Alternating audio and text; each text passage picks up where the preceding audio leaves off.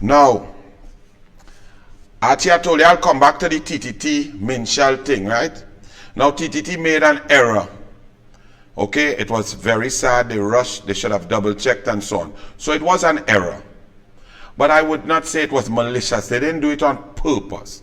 They just did it to try to be first, to bust a mark and so on. But it wasn't wicked and malicious.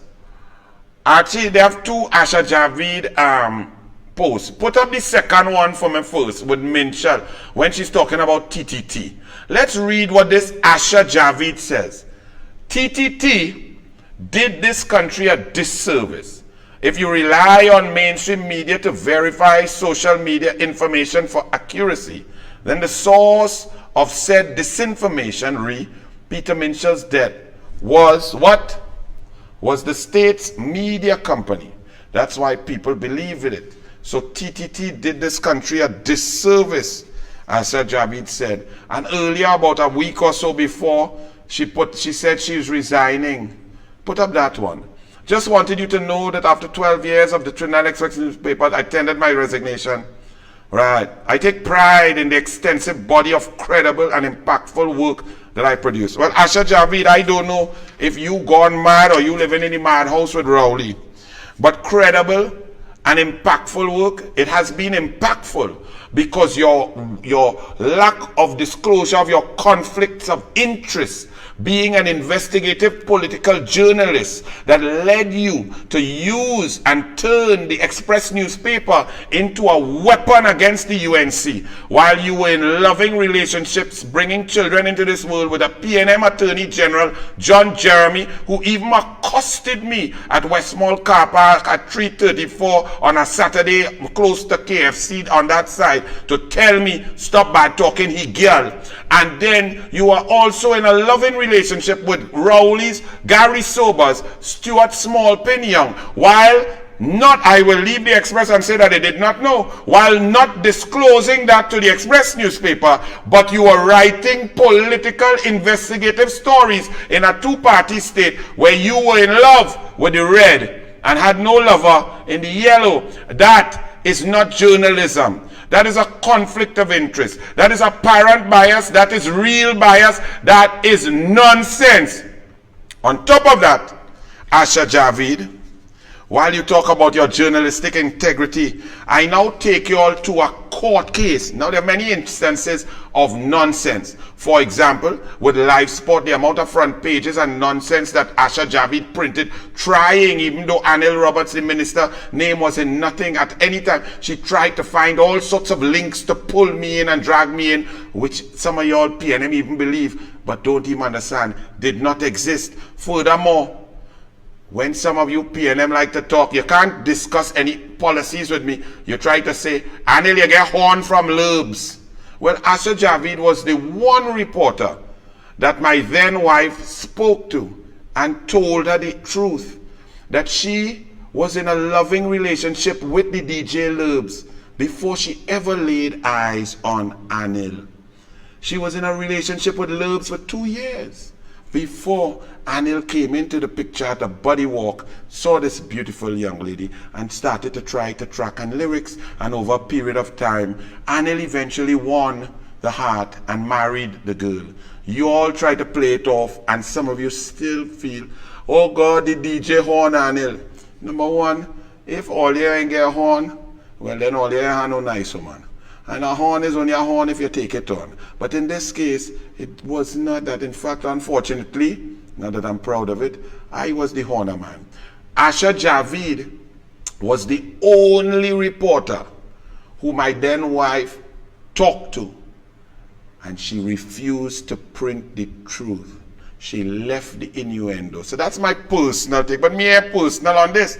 Let's go now to Asha Javeed, who says that her great journalistic work, she's proud of her credible nonsense. Sibalak Singh was the CEO of the EMBD, and at the time, Kamla Prasad Bisesa was the Prime Minister, and the Express newspaper and Medina and Sibalak Singh sued them, right? Now, the judgment went in favor of the then CEO who had resigned, Sibalak Singh. Now let me read some parts of the judgment for you, specifically dealing with Asha Javeed, who just tell all you she proud of she credible work, even though she was always conflicted in love and making children for PNM ministers and writing lies about the UNC. Let's read from the judgment. Put up 71. There was no evidence before the court to suggest that either Miss Medina or Miss Javeed perceived that more than one possible meaning could have been attributed to the words complained of in the first and second articles. In any event, a journalist's perception as to the non-defamatory meaning to defamatory statements is only relevant where the journalist was fully engaged in an attempt to verify the information. In this case, for the reasons that will be outlined later on the judgment, the court formed the view that reasonable steps to seek verification were not undertaken, and this was the express trying to create corruption, EMBD, contract, Namalco, 22 million, no board, this is set of nonsense. Next one, 115. Let's read. Ms. Javeed stated that she was aware there had been several stories written by the fourth defendant, which was Medina, the other reporter, the PNM woman, relating to the issues of governance at the EMBDC, and as such, she reviewed those articles, including an article dated 31st May 2013, which was published a month before publication of the second article. Go to 119. Ms. Javeed, at the time she wrote the second article, was a journalist of over 10 years experience. The information contained in all the articles written by Ms. Medina clearly established that there was a board in place, right? Remember in the previous one, 115, Asha Javeed said that she had read this article, but this article written by the fourth defendant stated that there was a board in place at the time when the claimant signed off on a 22 million payment, and there was therefore no basis, says the judge, for her assertion that there was no board of directors in place. Imagine she read an article a month before written by a colleague saying the board was in place, but a month after, in order to create the minds of you people in perception of corruption, she wrote there was no board in place. A blatant falsehood. During her cross-examination, Ms. Javeed at times prevaricated, and the court formed the view that she was less than candid. That means she's a liar. She was lying, prevaricating, less than candid. And this woman talking about her credible journalism. During her cross-examination, she accepted at the time the payment was approved. The board was in place. Therefore, there was no story. There was no corruption. There was nothing. But she lied to create it in relation, therefore, to the words no board in place that were written by her. It is evident that there could have existed no reasonable basis upon which she could have felt that this position was accurate. In other words, she flipping lied. 121. Ms. Javeed testified that she relied on correspondences which she received from a trusted source at the EMBDC, and that a source had informed her that the former line minister Vasan Bharat boy, had directed that MRSCL claim was, go to 122, right, go down a bit, yeah, 122, all right, well, I'll go on to 123, if, yeah, 120, 122, missing, no big thing, go ahead, 123, go to the next one, you were going correct. That's all right. Forget the 122 if you don't have it. Go to 123. Huh? Right. Go down. Right. The third defendant, which is Asha Javeed, also accepted that she had no... Listen to this, you know. This is a woman writing in a newspaper, 89,000 pages, 89,000 papers per day disseminated. People sharing that story. Radio stations taking the headlines and the story and coming out of it and talking about it. And then you all want to know why. The perception is that Kamala was so good, did so much. All the roads, the transport, the job creation, the social programs, sport, culture, schools, education, gate. Kamala was so brilliant, but the UNC was corrupt. Look at a prime example of total lies and falsehoods. She testified that she was aware that the engineers from the EMBDC had approved the payment and that they would have gone into the field so as to verify the work that was done prior to the issue of payments. But she didn't write that. She tried to say that the CEO just paid the money with nothing. 124, Ms. Javid never inquired into the status of the arbitration and had no information relative to the outcome of the arbitration proceedings, but she wrote an article against the UNC. The third defendant's testimony also contradicted paragraph 13 of the re-amended defense. That is Asha Javid contradicting herself. 125, Ms. Javid wrote that the $22 million payment was above the ceiling of $2 million, and this was in breach of the company's internal rules. According to her evidence, it was her understanding that pursuant to the EMBDC's internal procedures and authorizations, any payments of that quantum had to be approved by the board. However, under cross-examination, she accepted that since payment was made under a tenders committee approval form, there could have been no breach of the company's internal rules as reported in the second article. Lies, lies, and more lies. 126. There we go. The claimant had an approval limit of 100,000, not 2 million, as lied by Asha Javeed, and was confirmed by the board minutes held on 12 July 2012. So they had board minutes confirm everything, but Asha Javeed writing in the article that there was no board. Therefore, the UNC CEO and the minister Mulia and them, everybody thief. Even if Ms. Javeed was uncertain about the CEO's financial approval limit, she formed the view that the claimant had an approval limit of 2 million, and she did not speak to either Mr. Mungal or Mr. Gopal. That is a journalist here. No talking to nobody, no confirming nothing, no checking. The two signatories on the tenders committee approval, so she ain't even talked to them, but saying that them didn't approve it, but under cross, she was found lying. And no attempt was made to obtain, listen to this, no attempt was made to obtain any supporting documents so as to verify the accuracy of the information reported. And even after this, the Express had Asha Javeed still writing, you know.